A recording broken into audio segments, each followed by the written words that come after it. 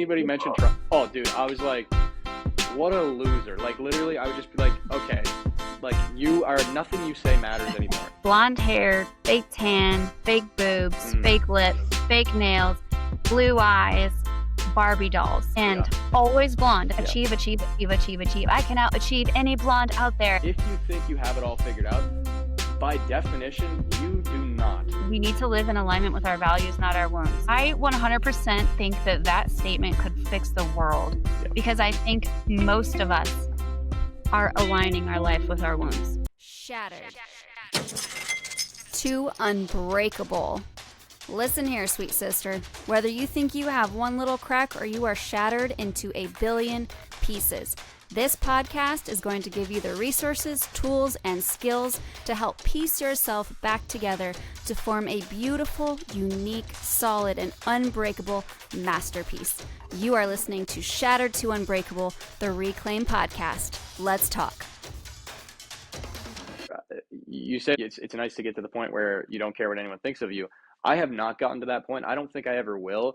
I think because that never worked for me. Like I always heard advice like, you're going to die anyway. Nobody's going to know you in 100 years, like whatever. That doesn't work for me. What worked for me was what I kind of figured out on my own, which is I can feel this way, but I don't have to like show up based on how I feel. Like I can be insecure and I can still do the thing that is scary to me. Like that is what really, I can act in spite of my feelings, basically, to sum it up. I can act in spite of my feelings. And that kind of brings it back to the nervous system thing. Like you said about, not wearing makeup and then putting yourself on the internet, your nervous system is like, oh my gosh, if you do that, like people are going to like freak out and everyone's going to like unfollow you. Yeah.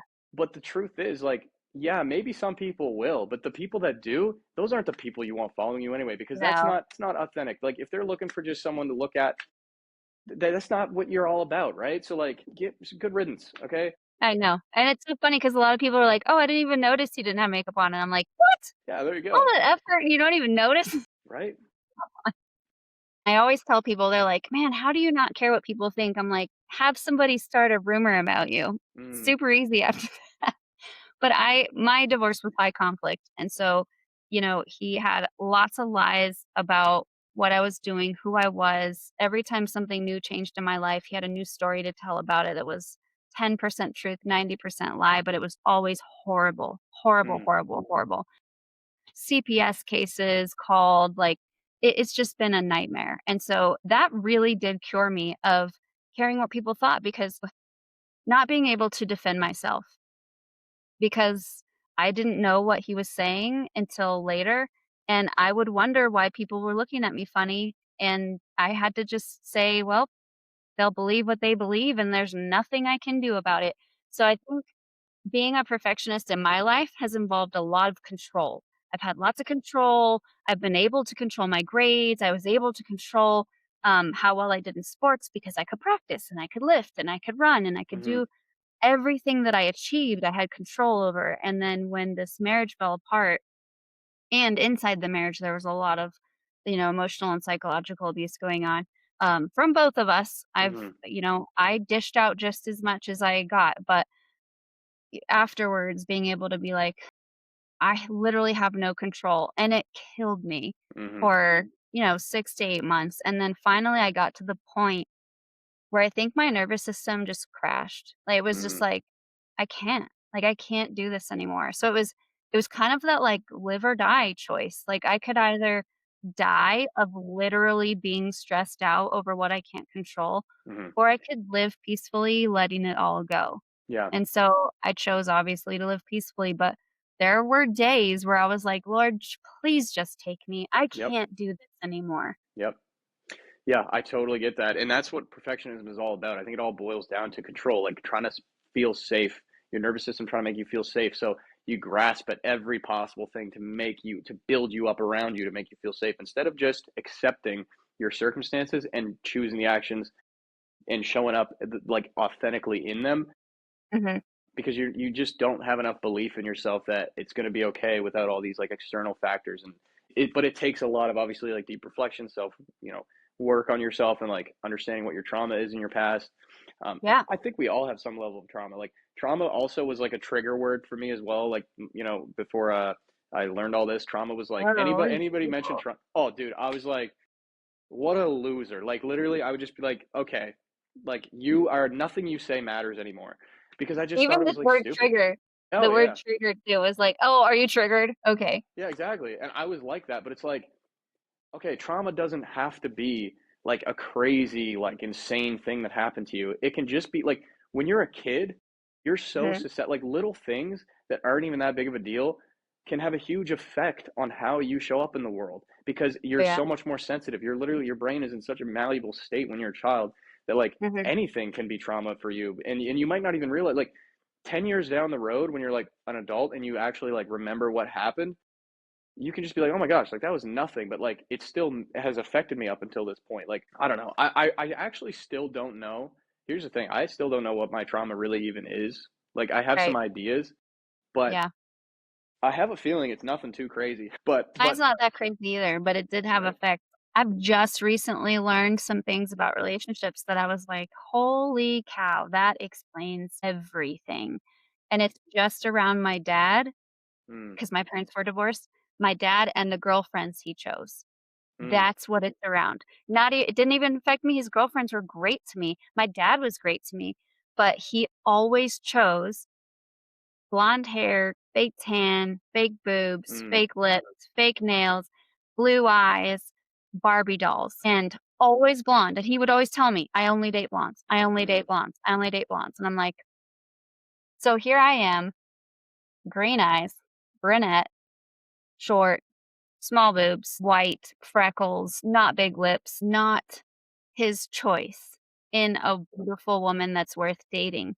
And because of that, not that he ever said I was not beautiful or he was always very encouraging, he praised a lot, but he would be very, very proud of my achievements. So, my daughter plays piano. My daughter was in a beauty pageant. My daughter does this and does that and does this and does that. And I learned that, okay, I can't change my looks, but I can achieve, mm, and I'm really good at it. And so that just became subconsciously my life. Achieve, achieve, achieve, achieve, achieve. I can out achieve any blonde out there. And if anybody blonde, like subconsciously, if anybody blonde did better than me, I was like, let me get him mm-hmm. next year. There's no way that girl's beating me. Yeah, So, but I didn't know that that's where that was coming from until literally probably 5 months ago. yeah. Wow. I think that is just, and that again, like boils down to the nervous system thing. And I think like, yeah, like the primal part of your brain obviously like wants to, okay, I might be jumping ahead, but like evolutionarily, like we are built to reproduce, right? Yeah. When you see something in your parents that successfully raised you, Hmm. that is what you want to like show up as in the world so that you can also successfully like reproduce. So like you probably saw Right. your dad only was into like this certain type of woman and you'd be like, "Well, I have to be that for me to have a successful relationship in the future." And like subconsciously, you don't know any of that. Yeah. It's just your I don't even nervous know. system and like biologically you're like just that's what needs to happen. And Yes. I can totally see how that would create this gap for you that needed to be filled with like performance because you're like, well, I can't be that, so I have to make up for it in every other possible way. And Yes. all behind the scenes, none of that was being like processed in your frontal No. cortex at all, right? And every boyfriend I ever had, I performed. I made sure that I understood his dream girl and I would become her. And then I would lose myself in that, and then, 2 or 3 years down the road, I'd be like, "This isn't me, I'm not happy," and it was all my fault. It wasn't even them because who they started dating was their perfect woman, and then they fell in love, and then they wanted to get married, and I'm like, "Whoa, whoa, whoa, I don't know, I lost myself," like, come on, that's so mean, but I didn't know I was doing that, I just knew that I had to perform, I had to be chosen, I had to do whatever it took to be a woman that this man wanted to marry, so that was a huge realization that I was like, I've been hurting people. Hmm. Hmm. Yeah, and really, all that you needed to do was just show up authentically the whole time. Isn't that just the worst realization? But also, like the best thing, also is like all you had to do is understand who you are, take the time to do that, and just show up as that like unapologetically, and then the people Mhm. that are meant to be in your life will remain. Like the people, the followers on your Instagram that don't care, like that are upset when you don't wear makeup, they leave. Good. They're not supposed to be there. You don't need to wear Right. makeup every day to appease them. They're just not meant to be there. Same with like relationships. If there's someone out there for you, which there is, you just need to actually be yourself, and that Yes. will fall into place, Yeah. right? And it's scary. Even now, it's scary because I've been showing up as myself more so. There's one guy that I showed up just as myself because I had no idea what he wanted because he would never tell me, and I was like, Hmm. "Gosh, I don't know what Mm. you want?" And he every time was just like, "I want you to feel confident. I want you to feel beautiful." So I'm like, "Well, what do you want me to wear? What do you want my hair to look like?" "I just want you to feel beautiful." I'm like, "Oh, okay." I have to make these decisions myself, and that was the safest, most amazing relationship that I started getting into, and then he got deployed, so I was like, "Well, shoot." Yeah. But it taught me that I can show up as me and still be chosen because I was worried, "Well, what if I show up as me and they don't like that, and then I'm not chosen?" Well, good. They weren't meant to be there. You know what would have I happened? know, but it's Then hard. it is. I'm just saying this for the audience. You know what would have happened if you did that? The same thing that happened in the other relationships that were toxic is you would Yes, have continued to try and appease them and be someone else, and then you would have been unhappy, and then they would have been unhappy, and it just wouldn't have yeah, worked. So what yeah, is the? It's like a stupid, futile experiment that can be solved just by being yourself and understanding yourself and choosing to show up as yourself, even though it's really yes, hard. yes. Period. That's it. I can do hard things. You can But do hard my things. I have a relationship coach, thank goodness, and she said, "So it's hard to not be chosen in the beginning if you're yourself, right? But isn't it harder to waste 3 years of your life pretending to be somebody you're not and then breaking his heart saying, 'This isn't who I am,' and then you're back alone again, but you wasted 3 years." And I'm like, Yeah, "Yeah, it's I can right. see that." Futile experiment. It's like you already know Yeah, the outcome. The problem is most people just don't even know this. Like you and I did not know this at a certain point, but now that we yeah, know it, it's like our lives are going to be so much better. But yeah, it does take like deep work. Like honestly, my message would be to like anyone out there that thinks everything is fine and they're okay, but they're like, I don't know. Just in general, if you think here's okay, here's my statement. If you think you have it all figured out, I'm going to talk to my past self. If you think you have it all figured out, by definition, you do not, because we are human. Nobody has it all figured out. You are the exact person that needs to go to therapy if you don't think you need to go to therapy. yes. Okay? There you go. Okay, yeah, I always tell people, "If you don't think you need therapy, then you're the person we need therapy to Literally. overcome." Exactly. Exactly. That's so funny. Well, and something I really like about we've been beating our past selves up in this conversation a little bit and maybe our listeners, but what I think something super important that you put in your document is the loop. You will mess up. Every single time you try to heal, you'll relapse, you'll go right back to how you were, you'll make mistakes, you'll have outbursts. My kids, like I'm trying really hard to become a better mom and not yell so much, but there are times when I lose it and I start yelling, and the important part is repair. Recognize, reflect, repair. You got to go back. And then I tell my kid, like, hey, I shouldn't have yelled. That was my fault. I wasn't in control of myself. You didn't deserve how I talked to you. And I'm really sorry. And I'm going to mess up again someday. But I can tell you right now, I'm going to try really hard not to. Yes, yes. And like the big thing there, especially if you are a perfectionist, is, and even if you're not, is not shaming yourself and just understanding that, again, it is just your nervous system trying to be safe. Your patterns and the ways that you show up in life, it's just your nervous system trying to be safe. If you're reactionary, it's just that's okay. Like you're gonna make mistakes. You're always going to. You could be the most perfectly meditative Zen person. You're still gonna mess up all the freaking time. Again, two choices: let that define you and shame yourself, or Hmm. just take accountability for the thousandth time and still try to Yeah. become better. Two options always, ever. Two Doesn't options, matter. period. I'm really passionate about this because I'm kind of like talking to my old self right now, being like, you Yeah. should have done this a long time ago. But that's also Right. kind of not how I should be, because it's like you need to give yourself grace. You need to understand that like your past self didn't know any better. And all you can do is take accountability for where you are now. That's always your choice, right? Every second is a new opportunity to become the person you want to be. You just need to give yourself grace, take accountability, move on. Exactly. And honestly, the parts work has helped me a lot because if you separate yourself into parts that are trying to protect you, it's easy to say, okay, that part showed up. Why did it feel like it had to? Hmm. So like when I started yelling at my daughter, then I say, what part of me was yelling? And why did she feel like she was unsupported by the other parts that she had to show up? And so then, like, you instead of being shameful to yourself, you can say, "Hey, part, I'm sorry you felt like you had to show up. Thanks for trying to protect me, but we weren't in danger. We didn't need that at the time. Here's why, and you are safe."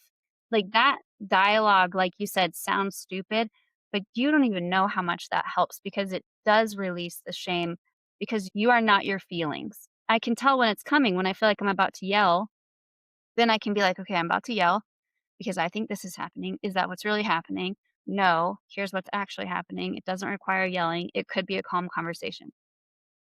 Yep. So nice. Yep. And then when you start building up those pieces of evidence that you're healing, then it gets really encouraging. Yeah, 100%, because you're never healed. You're never there.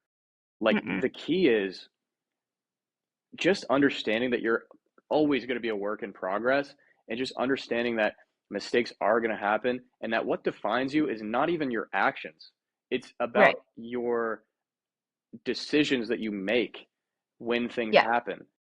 That is what defines you. If you constantly show up trying to be better next time, Mhm. you're doing good. You're acting out of integrity. If you take an action and then like shame it or make excuses for it, then you're going down the wrong path. You need to reset. You need to do the right thing, take accountability, give yourself grace and move on. And that, I think, is what makes a integral and good person, is just someone that can do that, can constantly, you know, continually just stay in the fight, always trying to take accountability and become better. That's what defines you, Yes. I think. Yeah. Do you ever feel tired from trying so hard to heal that you just, like, physically crash? Because 'Cause I've had these moments where I'm like, I've been trying so hard and I feel like I've been pushing and I've been training and then I'll have, like, a weekend where the kids are at their dad's and I don't have anything to do, and I literally just can't seem to I just, like, crash. Yeah. So I became, during my healing journey, my perfectionist identity became healing. So I literally was like a freaking monk for like a month. I I came sober off of literally every substance. I wasn't drinking even caffeine. I wasn't taking even like a multivitamin. Like, I was like, anything is gonna be like this like piece of like performance that, I, if I feel like I'm Mhm. reliant on anything, Yep. then it, you know what I mean? So like, and I crashed because I was like, every tiny little action, if I made a mistake, I almost started like shaming those actions that were not like, if I forgot to read my Bible one morning, Mhm. I would be like, you failed. That's the Mhm. same exact thing that I was Yeah. doing when I was Yeah. trying to, like, dude, and I realized that, and then I was like, oh, like, okay, so not about like again, like this whole thing we just talked about. That's not what defines. It's not the actions that define you. It's about just continually trying. And once I understood that, now it's like, okay, now it's like actually a realistic way to show up in life. So yeah, I'll go get a coffee. Okay, like, that's fine. Like, it doesn't mean I'm like, going backwards. I'm not reliant on it. Like, Yeah. I can make mistakes and it's okay. Like, that is what is the difference now. So Right. I totally get what you're saying with the correct. Like, yeah, I've Yeah. done that. I just crash and then I have to keep telling myself because my mind is like, "But you should probably write this email, and you should probably do this post, and you should probably plan it, play batch," and then there's that part of me that's like, "But can we just sit on the couch? Like, Yeah. is that okay Yeah. for today? Can we do that and not feel like a total POS?" So, I'm, like, dialoguing with my parts, and I'm like, "Yeah, I feel like we can have a day to just not do anything and it be okay. Yes, there are things we could do, but do we have to? No, it's a change who we are or our value or whatever." So, yeah, Yes. I just Yes. wanna give people permission to rest sometimes. I have Uh, something to add to that, actually, if you don't mind, yeah, because ab I was in that exact state this morning. I just thought about this. I want things to come from a place of inspiration in my life.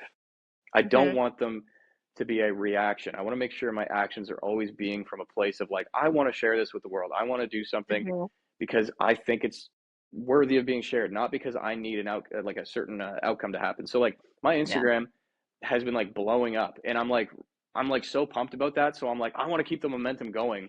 So like, I'm gonna yeah, make sure I post everything I possibly can. That's like, I want to post like perfect stuff and make sure like it keeps getting better and better. mm, But that's not real. That's not me. It's starting to come from a place of like reaction and like desperation rather than inspiration. And the funny thing is, the more you can actually just like allow things to come from an inspired place, the Yeah, better it does anyway. So like, that's so true. yeah, so like today, I don't think I'm gonna post anything today. I don't think it might be a while before I really like I want to make sure it's always like real and not just like Mhm. let me like script Post to this post. video. Yeah, like you know what I Yeah, mean? yeah. So anyway, that's where I'm at with that.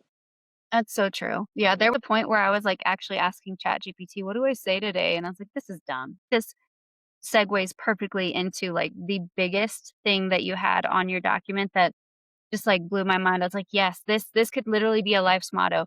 You said, "We need to live in alignment with our values, not our wounds." I 100% think that that statement could fix the world because I think most of us are aligning our life with our wounds. Mhm. Most people. Yeah. And it's hurting everyone. It's hurting our kids, it's hurting our marriages, it's hurting churches.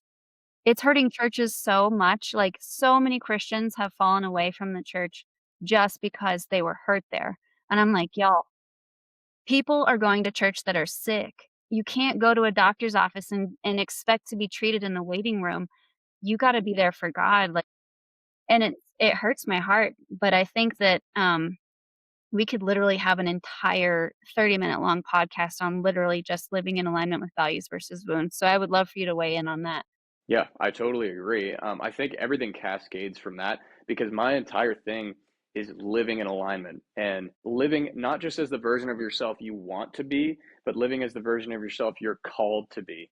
Mm, And I think that's also a distinction that can be made. But because you can want to be something, but you can't always know what your motivations behind wanting to be that person are. But if you let them go and like just let the righteous path unfold in front of you mhm.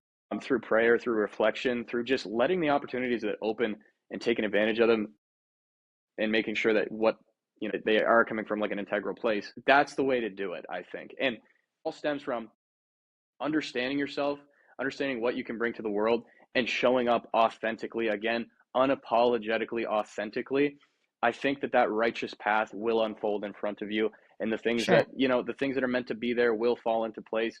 It's just a matter of always constantly bringing yourself back, making sure you're not making reactionary decisions, and trying to be as integral as possible Yes. in your life. And I think that is what will do it. And obviously, praying, reflecting, Yeah. meditation, therapy, all of that Yeah. stuff in culmination will get you there. Absolutely. I was talking to my mom about this where I'm like, I wanna obey God and I wanna do what my calling is, but I don't know what he wants from me. I don't know what he wants from me. And she's like, "You're not supposed to know." And I'm Hmm. like, "But I don't understand that because as a perfectionist, control, I need to know not only what the next step is, but I need to know when the next turn is and how long this destination, like how many miles, because I need to make sure I have gas and I need to know how much time it's gonna take so I know how many potty breaks to have and how many snacks to pack. Like my brain is, like, just spiraling, right? And my mom's like, "No, it's like that Indiana Jones movie where he's not sure, he can't see the path, and you just have to step, not knowing if there's a brick there, you just have to step." And I'm like, "That sounds terrifying." Yeah. But that's literally how my life has gone the Yeah. last 5 years, and I can tell you, taking blind steps in faith that God's got me has been way more fruitful than trying to control the journey. I heard somebody say, "The unknown is your promise." And I was like, "That's genius." Yeah. That's the final piece of the puzzle. And that's what the final piece of the puzzle was for me was just, I built uh, myself up to the point where I was okay. I could have probably just kept going without faith, but it's like the icing on the cake that ties it all together. It's like faith is just what it just really just cements. It's like the glue that just brings all the pieces of healing and meditation and therapy. It's just like there it is. Now faith is Yeah. that final piece, and it's the most integral piece because it's the most important one. Having faith and just letting that path unfold, you no longer need control. You understand Mm-mm. that if you just again bring your authentic self into the world and continue to pray, continue to reflect, it's going to be better than you ever imagined. Absolutely. I love it. Okay, well, I've kept you on for a really long time, but I want you to just address the listeners. What is the, like, biggest aha moment that you would like to share from your journey that's made the biggest difference? Wow, we probably mentioned many of them. I guess what I would want to say again is just like to my past self, because I want this to be pragmatic for people. Hmm. If you think you have it all figured out, you don't. You just don't by definition. Like that really is the main thing I want to say, because all the other stuff will unfold from that understanding, and you'll save yourself a life of what I could have just jumped into the next relationship and ruined that if I didn't if I go through what I went through and just took the time to reflect. Also, one more thing to anyone who is going through a really hard thing, please understand that your pain, this won't make you feel better, but your pain is an opportunity to grow. It is literally a map that will guide you to everlasting peace and joy if you let it. If you just let it, become curious about it and try to understand what it is telling you, it will guide you to peace, because it exposes the points of contention in your life, and not just in your life externally, but what's going on in here. And ultimately, you'll never be able to control all the external things. You'll never be able to control all your circumstances, but you can always control how you show up in them. And again, pain is the map. It's the path that will get you to all of those points that you can then understand and work on so that you can be Totally. peaceful in your circumstances. There you go. Mic drop. That's Boom. absolutely right. Well, Okay. you said also in that document, you said, "What? Ask yourself, what am I actually grieving?"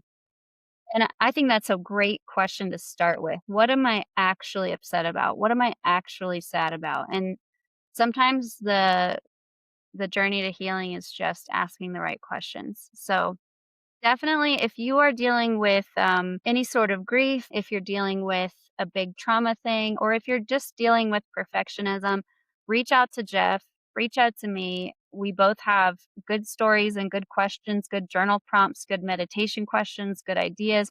We've been through it. Absolutely.